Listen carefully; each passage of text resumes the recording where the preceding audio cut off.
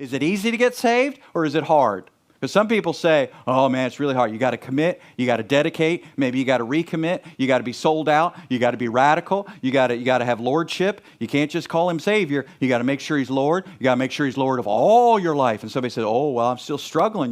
Sometimes I gossip, sometimes I slander, sometimes I struggle with lust, oh, well, then you might not be saved because you didn't make him Lord of all your life. You got to make him Lord of everything. Oh, well, I don't know. I was 7 years old and I just said a prayer. I don't know if I made him Lord. The prayer was like 22 seconds. I don't know if I made him Lord enough. It's complicated. It's rocket science. It's so hard to be saved. And yet, John is saying, whoever believes that Jesus is the Christ is born of God. Man, that doesn't sound complicated. We're going to be shocked at the people who are in heaven.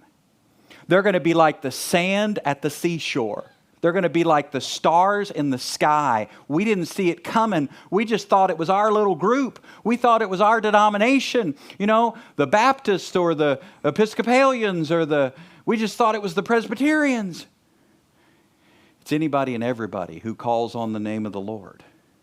It's a lot of people. A lot of people believe and trust that Jesus is who he says he is. They might not have all their doctrines figured out. Who does? They might not have all their beliefs right. Who does?